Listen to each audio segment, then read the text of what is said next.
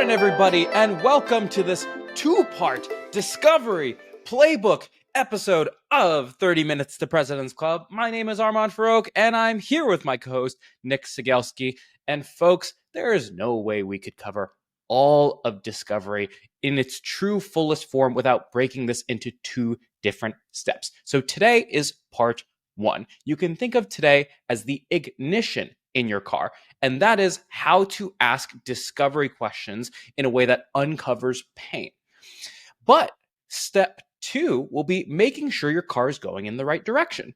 And so next week, we will cover the agenda in the next steps of your call. In other words, those are the steering wheels in your car that make sure that once you find a problem, that car is going in the right direction and you ultimately get access to power and all of these other things. So Nick, why should people listen? So your inability to structure and manage the 22 minutes of a 30-minute discovery call that come after the pleasantries and agenda that you set in the beginning, but before the next steps that you set at the end, will have an outsized impact on your success as a salesperson.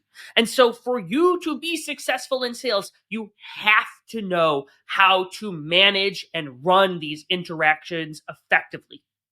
We're going to teach you how to do it so that you do not have a rough ride as a salesperson. It's 22 minutes to President's Club today as we drive through Discovery Land, and there will be 4 sections of this playbook episode. Number 1 will be the keys to discovery or the philosophies behind a good discovery call. Then number 2 will cover the situation, problem, and impact framework that you can use to uncover problems through questions. From there, number 3 will give you some ways to make sure that discovery doesn't feel like an interrogation and there's proper give and take throughout the call. And then lastly, number 4, once you get all the problems, you tell a couple stories, we'll talk about how to wrap it all up into one big recap, turnaround pitch, and ultimately lead toward next steps. Alrighty, Nick, so let's start with the keys to a good discovery call. Great. So we were talking about what are the things that need to be true in order for us to say that was a good discovery call. Thing number 1, you have got to find problems that are worth solving. And what that means is you need to uncover business problems, not process problems. When I was selling billing software to law firms, a process problem would be it takes our biller a lot of work and a ton of different clicks. They actually have to go between 2 different applications in order to get our bills sent out. Okay, that's a process problem. A business problem related to this would be when we send our bills out, they actually are not compliant with what our insurers need them to be, and we end up having a lot of back and forth that results in our bills actually getting written down or written off, where we don't actually collect the money that we were billing them. That is something that hits the business's bottom line, not it takes a long time for bills to get done. And so you've got to find pain and problems that impact the organization that you are selling to. So that's the first one, find problems worth solving. Number 2, discovery should feel like a conversation, not an interrogation. There are 2 parts of this. Number 1 is the way you ask questions. Every question you ask should build on the next. What most sellers do is they ask a million situational questions. They say, how do you do this? How do you do that? At Pave, what this sounded like is people would say, how do you run a merit cycle? How do you communicate equity? How many employees do you have? When's your next merit cycle? And none of these questions build on each other. In other words, it doesn't feel like you're listening to your prospect. It feels like you're going through a checklist of questions. Instead, what we'll talk about today is what's called vertical questioning, where if you ask someone, how are you running a merit cycle today? They'll say, we're running it on spreadsheets. And then you ask them a deeper question about what it means to be running a compensation cycle on spreadsheets. That is bringing your discovery deeper, not wider. And then number 2, the other thing that makes discovery an interrogation is people will literally pepper their prospects with 3,000 questions in a row. And at the end of the call, they'll do a 5-minute monologue pitch on all the ways they can help. And up until that point, that prospect will literally have no idea what you do. And so there should be give and take dosed throughout the entire discovery call as you ask your vertical questions. And that is how you make discovery not feel like an interrogation. So that brings us to our last philosophy, which is your prospect needs to see you as an advisor, not an enemy. And what that means is there's a lot of sales interactions that you have with buyers where there's this weird, like, adversarial tension going on. And we actually don't want that. We want our buyer to trust us, because when they trust us, we're actually going to get a lot more information out of them, and it will help us progress our sale and not waste time on bad opportunities as well. And so some of the ways that you can get your buyer to see you as an advisor include, number one, let them come to their own answers or their own conclusions. We talked about getting to problems and getting to pain earlier.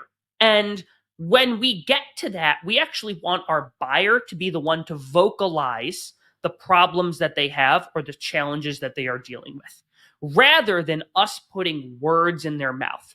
Because when they are the one to vocalize these things, they then take ownership over what's going on, rather than feeling like you have prescribed something upon them. Number two, in order to be seen as an advisor, not an enemy, is we want to avoid asking your typical salesy, cringy questions. Oh, Armand, what would you do with all of that time back? You want to come across as someone who is professional and competent and someone who is actually trying to help them, not someone who is asking questions or acting in a way to trap them in a corner where now they have a problem that only your software can solve. We're here to help them figure out, is their problem worth solving? Can we solve it? And how do we actually go about determining, can we do that or not? And this includes breaking many of the common sales stereotypes or traditional forms of advice that create an adversarial relationship between you and your prospects. So, for example, you've probably heard the saying, do not show price until you demonstrate value. Or don't show demo until you pepper them with 300 discovery questions. And don't get me wrong, there's some truth to those things. You should not quote in the first 5 minutes of meeting someone. You shouldn't show a demo in the first 5 minutes of a discovery call. But the way that you actually position these things to your prospect should be in their best interest, not in your best interest. So if someone asks, hey, am I going to see a demo? The way you position that back to them is not, no, I need to ask you questions that I need the answers to first. Instead, you say, sure, totally happy to go through a demo toward the back half of this call. Do you mind if I ask you a couple questions to get a sense of how you're doing this stuff today, so I don't waste your time showing you every single thing we have to offer, because it might not all be relevant? Is that good with you? And then from there, you can continue the rest of the call. So those are your three core philosophies to sell in a way that doesn't feel like selling. Find problems worth solving, make it a conversation, not an interrogation, and position yourself as an advisor on the same side of the table, not as an enemy. Those are the philosophies. In our next playbook episode, we are going to cover how you kick off a sales call, everything from small talk to how you set an agenda. Today, let's assume that you've already set an agenda and now you are into that 22-minute chunk of the discovery call. We're going to be talking about a framework that you can use to guide the altitude of the conversation that you are having with a prospect. And the framework is called situation, problem, impact. At the highest level, this is what it means. Situation. We need to understand what's going on in our prospect's world relative to the areas that we help with. Problem. We need to understand what ain't going well. Where are their issues? Where are their challenges? Impact. Why do those problems matter? And so our responsibility is to understand what's going on in their world, what isn't going well, why does that matter? And that is what helps us drive a deal and run an effective discovery call. Let's make this real. Give me an example for PAVE, Armand. So to give you a sense of what this would look like in a past sales cycle of mine, is PAVE was selling compensation software. And so an example situation that we'd find prospects in is they were running compensation reviews in spreadsheets, but there are no problems associated with that. The problem associated with that is the fact that when you have compensation reviews being run in 300 different spreadsheets, it's actually really hard to figure out all the decisions that each individual manager is making in one of the 300 spreadsheets. But that doesn't really impact the business. Like, I could see how it's a problem, but like, why does that actually matter? That brings us to impact. When you can't oversee all of the compensation decisions of every single manager, you tend to have managers making really biased compensation decisions, and that leads to compensation inequities. And that is how you get written up in Business Insider. And you definitely do not want that. And so when your champion is going and communicating to the business, you want them communicating in business impact. You don't want them to say, I want to buy Pave because we're running compensation reviews and spreadsheets. That's how you get shut down. You want them saying, I want to buy Pave because we have massive compensation and equities. And the reason for that is because of the situation we're in, because we're planning compensation and spreadsheets. So I'll give you an example, Armand, and this is my new method for issuing an RFP, which is sharing 30 MPC initiatives, situations, problems, impacts on the show. Here is a real situation, problem, impact that we are dealing with. We have a mailing list at 30 Minutes to President's Club of 50,000 people, and we want it to grow to 100,000 people. There's a situation. Here's a problem. It's not growing fast enough, and it's not at 100,000 people, which is where we want it to be. Here's the impact. We have a book that is releasing in August, and we are not going to hit our book sale goal if we don't get it to that 100,000 mailing list number, because the mailing list is one of the biggest drivers of book sales. If I were somebody selling something that could help us grow our mailing list, those would be the situations, problems, and impacts that I'd be looking to uncover on a discovery call with yours truly. So let's now talk about some of the ways that we can uncover things layer by layer. And we're intentionally going layer by layer. You can't start a sales call at the impact level. You have to understand some basic information about their situation in order to understand context for the problems and the impact. So we always start at the top and go down layer by layer by layer. And so there's a couple different ways that we can understand the situation that we are dealing with. The easiest way to understand the situation that your prospect is in is right after you set your agenda, simply ask why they took the call in the first place. They will give you one of two types of answers. They'll give you a situation answer where they'll say, yeah, the reason I took the call is because we're managing compensation and spreadsheets. Or they'll actually bring you right to the problem. They'll say, look, the reason that we reached out is we're managing comp and spreadsheets, and it's taking so much freaking time. They'll bring you to the problem level. Now, if they don't, what you can do is sometimes people will say, well, the reason that I reached out is one of our investors told us about you. If you don't get the situation from the first why, just ask why again. You might say, well, I'm sure something caught your eye. I'm curious. My guess is you don't take every single call with every investor that tells you to look at something. I'm curious, what prompted you to take the call with us specifically? Or was there anything that seemed particularly interesting to you? And that again will usually drop you into a situation or a problem. That's number one. Another way that we might do this, if we're not really getting as much on the why'd you take the call, is we might try to ask about their current state, their current situation, and where they want their situation to go. If I'm doing this newsletter example and I'm selling to me, one thing that I might say is, I understand you've got this newsletter that you and Armand have been running for a couple of years. Give me a sense of where it is today and where you're hoping to take it. I'm not saying what is the number you're looking to grow to. I'm asking a wider question because maybe my focus is, hey, we want to improve the content force before we grow. But what I'm trying to understand is, where are they today? Where are they looking to go? And that helps me understand some details that will help me flesh out their situation. And so the last type of question that we can use to understand the prospect's situation is what is called a what, how question. And these are questions that typically I don't recommend you use. In general, you're going to want to lean on the why'd you take the call or the current state to future state questions. The reason for that is questions like those, sometimes smart prospects will say, let me tell you about the situation, but they'll also take you down to where their problems are with that situation. And so you actually get more juice for your squeeze with one question with those than you would with a what, how question. The reason that you might use a what, how question is if you are talking to a buyer that is not good enough to automatically bring you down to problems, which is why they should be on a sales call in the first place. And you need to understand a bit about how they're just doing things today in order for you to then understand what some problems they might have are. So an example for PAVE that we talked about would be, how are you currently managing your compensation process? And you're going to get a lot of technical process information, and then it's on you as the salesperson to bring them down to problems. So to recap, there are 3 ways you can map out their existing situation. You can ask why they took the call, you can ask about their current state and future state, and then you can ask a what or how situational question. But you should spend as little time as humanly possible at the situation level. Again, none of these things are actually problems. You want to get the situation as quickly as humanly possible and then turn it into a problem. And that begins vertical questioning. So there are 3 ways that we'll talk about to turn those situations into problem. The first way is you might not actually have to do it.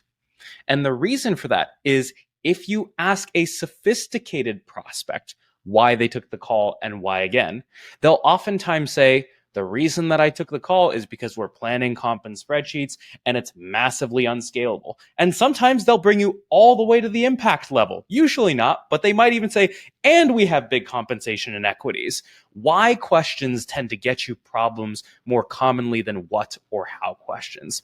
The other way that you might not have to ask for a problem is a good executive will say, these are my business priorities, my current state, my future state, etc. And the reason I chose these priorities is because these are some of the problems we're hoping to solve. So you might not need to even ask for problems. They will be presented to you, at which point you start to turn those problems into stories and get business impact. But then if they don't proactively suggest any problems, that means you're still stuck at the situational level. In other words, you might still be stuck at we're managing comp on spreadsheets. And so now you need to ask for a problem if they don't proactively give you a problem. The easiest way that I've found it to ask for a problem is you can do what's called turning wants into whys. So if someone says, we are currently managing our compensation on spreadsheets and we want a better way to manage it more scalably, all you have to do is turn that want into a why. You might say, well, that's great. My guess is you didn't wake up yesterday and think, I want a more scalable way to manage it. I'm curious, what's driving your desire to have a more scalable way to plan compensation? That's number 1. The other way is you can invert the desire, invert the want. So if they say, we're looking for a more scalable way to do compensation planning, I might invert that want by saying, gotcha. So that must mean that the way you're doing it today is taking a ton of time, or things are breaking, or my guess is it's really hard for you to do this with 10 managers, 20 managers, 30 managers, what have you. In other words, I take that desire to have a more scalable process and I infer the problem based on that. So sometimes they're going to take you to the problem when you ask, why'd you take the call? Sometimes they're going to understand their motivations and their wants, and you just need to turn that into a problem. Other times, they're not even going to know what the problem is or be able to proactively bring it up. And so then the responsibility is on you as the salesperson to raise the problem, to bring up the issue that you believe, based upon your knowledge of their situation and their space, that they might be dealing with. And the best way to do that is using what we call typically language, where you think about what problem might they be dealing with or other people like them deal with, and you say, typically when I'm talking to people like you, this is often a problem or this is often an issue. So if I'm selling to law firms, typically when I'm talking to insurance defense law firms, one of the big focuses is their attorneys waste a ton of time going back and forth with clients on making sure that their bills are compliant. And I'm curious if that's something you all have been focused on also. And what I'm doing here is now I have presented and laid on a silver platter, here's a problem that I think you might be dealing with, to see if they bite. This is the least preferential one because, again, going back to our philosophies, we want them to come to their own conclusions and have them be the one that present the problem, not us be the one that present it. But if we're really stuck, this is our last resort, which is to raise the problem ourselves. So to recap, you have 3 ways you can turn a situation into a problem. Way number 1 is you might not have to if you just ask them why again, or if you ask them about their priorities. Way number 2 is you can ask for the problem by turning wants into the whys or inverting the problem, or you can suggest problems using typically language. And now what we need to do is we need to turn this into impact. Now, it's worth noting that very rarely does this mean you ask one situational question, one problem question, and one impact question. Especially at that problem level, you're going to linger there a little bit longer than you will at the situational level because you want to more deeply understand the problem before just jumping right to the impact. So you might combine multiple of those questions together. But once you are certain that the prospect has validated and said, yes, I agree that this is a problem, that is your jumping off point to start moving toward impact once you get problem agreement. So the first way that you can get impact is through what's called an impact story. You can get them to tell an emotional, painful story that adds color to the problem. The easiest way to get this is the moment they agree to the problem, ask them a magic moment question. And what that means is I might say, hey, Nick, totally understand. It sounds like you feel like there might be some bias in the manager decision making.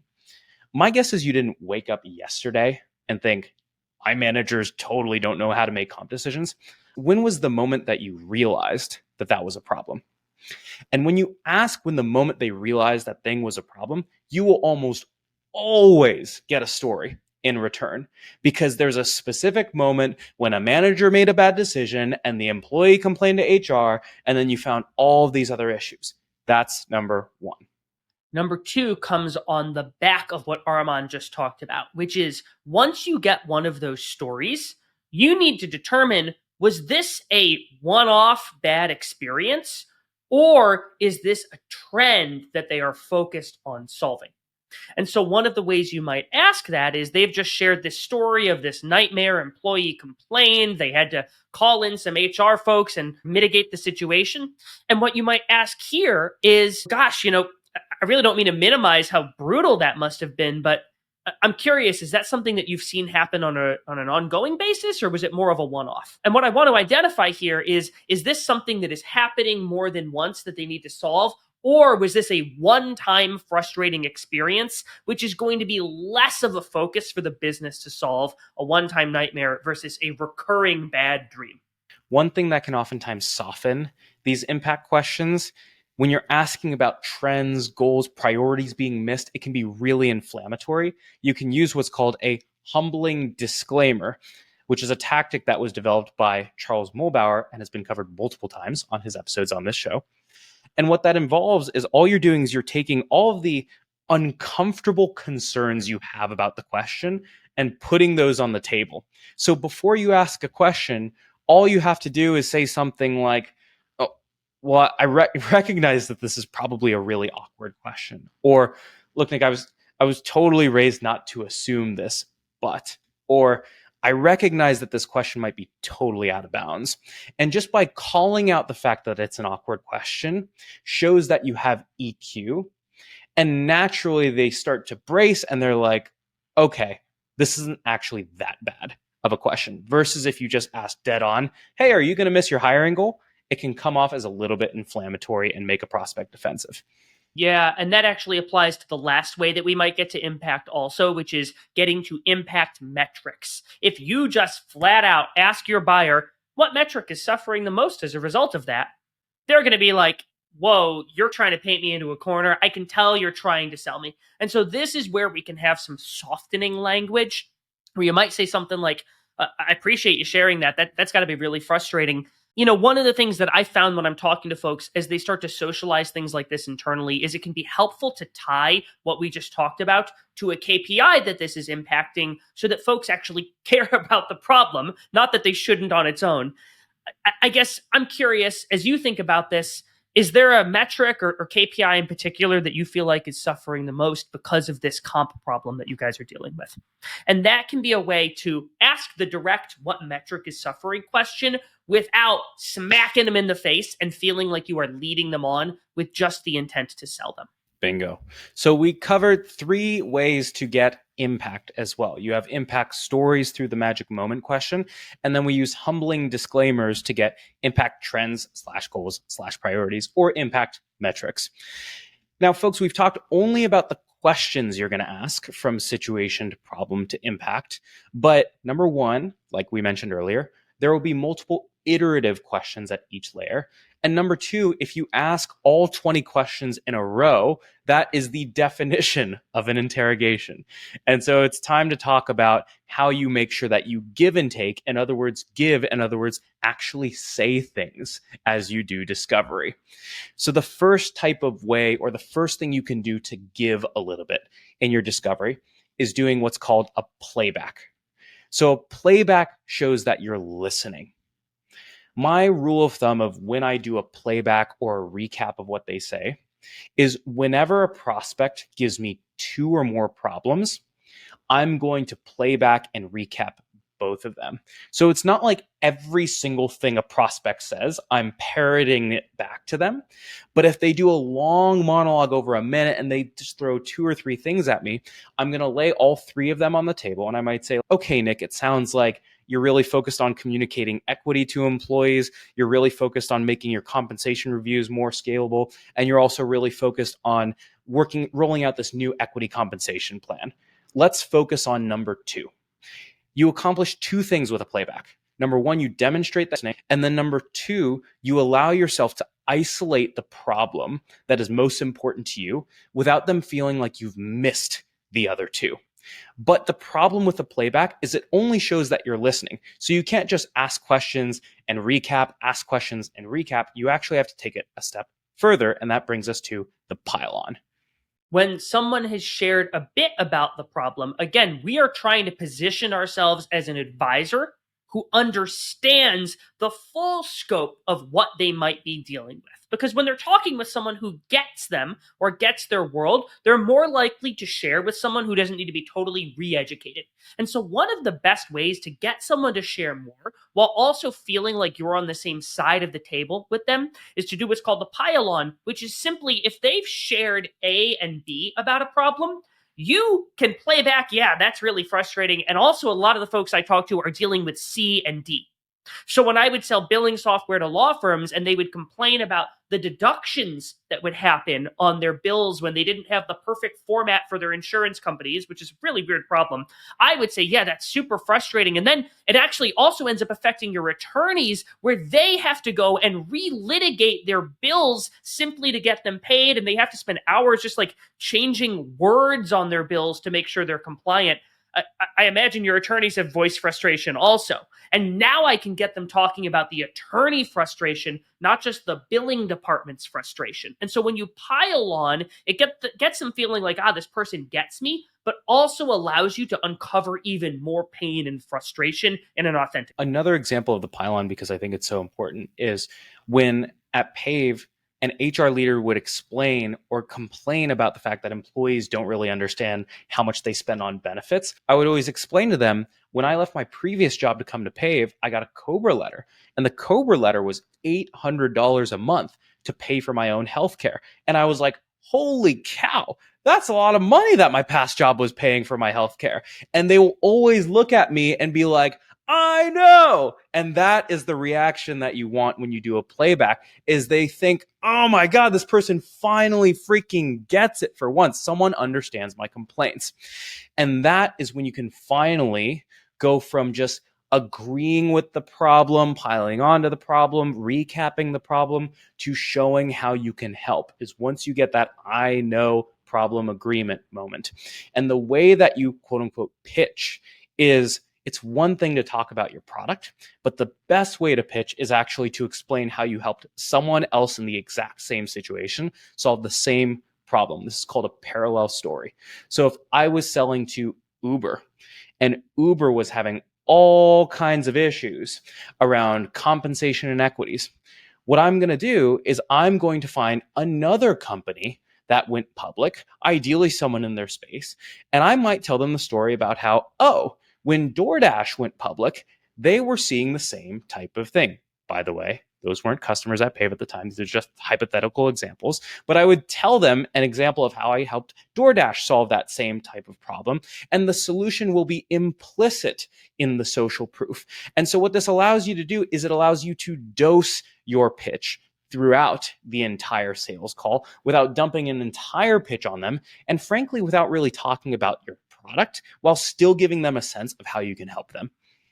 So at this point in the call, we've learned a lot about what they're dealing with, what's not going well, and why that matters. And we've shared tidbits of why we might be able to solve that and some similar customer stories to make them feel pretty good.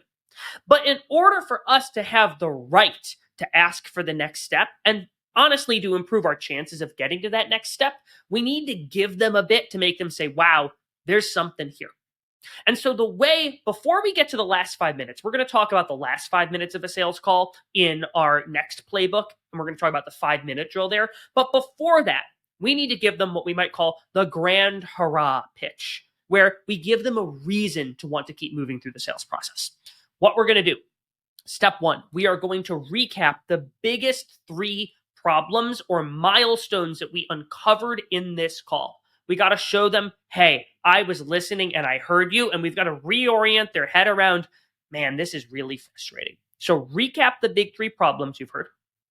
From there, you're going to share the 3 bullets of how you can help solve those big 3 problems. And again, this might be where you would lean on a customer story, but really you want to share, hey, I heard your problems. We can solve those problems. And here's a tiny bit of detail to make it believable. And for bonus points, we're going to break the cardinal sin of software sales, which is everyone thinks that you're not allowed to demo on the first call. And the reality is, if things are going really, really, really freaking well, I actually think that showing software on the first call, a 5-minute quote unquote harbor tour demo, can accelerate your sales cycle. And here's why. What you can do in that harbor tour demo is you can show them that you solve the 3 problems. You can show the dashboard really quickly. You can show them the compensation planner and their ability to toggle between all the different managers. You can show them the ability to communicate equity. And so you answer the first question, which is, can you solve a problem? And you do that all in the first call. But then you use the next call as the carrot for them to figure out how you solve the problem. So that demo can oftentimes get them really excited because they're like, oh my God, this thing is real. I have all these questions around, does your thing actually fit for my business? But when you make it real for them, as opposed to just hearing it in abstract words, it oftentimes increases the chances that they're going to take a next step with you. And that leads us into, no pun intended, the next step. But the next step is going to happen in next week's episode. So recap, folks, we talked through 4 sections. Section 1 were the key philosophies behind running a good discovery call. That included finding problems we're solving, making sure that it feels like a conversation, not an interrogation, and then positioning yourself as an advisor, not an adversary. From there, we walk through the situation, problem, impact framework. We walk through 3 ways to map out the situation, whether you're asking why they took the call, the current state, future state, or asking what, how situational questions. From there, we talked about how to turn the situation into a problem. In other words, if you ask why, you might not have to, but if they don't give you one proactively, you might have to ask for a problem. And if you can't get a problem from there, you might have to suggest a problem to them. And then lastly, we talked about the ways to get impact through getting impact stories by asking magic moment questions, and then using humbling disclaimers to get impact trends or impact metrics. Finally, we talked about give and take, playbacks to recap and show you're listening, pylons to show that you understand the problem, and then parallel stories to show how you can help. And then we just talked about the quote unquote grand turnaround pitch, where you recap all the problems, explain how you solve the problems, and maybe even show a harbor tour demo. And that's a wrap, Nick. My question to you is, how can people help us out here? Well, folks, one of the best ways to get better at discovery calls, believe it or not, is having real discovery calls with your prospects. And in order for you to book real discovery calls with your prospects, that means you probably need to do a bit of prospecting. And that might mean that you need to pick up the magic device called the phone and make a couple cold calls. And believe it or not, 30 Minutes to President's Club is also here to help you with that. If you didn't know, in August, the 30 Minutes to President's Club book on cold calling is coming out. And so if you want to learn how to be able to pick up the phone, call one of your dream prospects, and actually book a meeting with them, this might help. There will be a link in the show notes or description of this video for you to pre-order the book, or if it's already been released, get access to it. Check it out. I promise it will help you build more pipeline and have more great discovery calls like this one.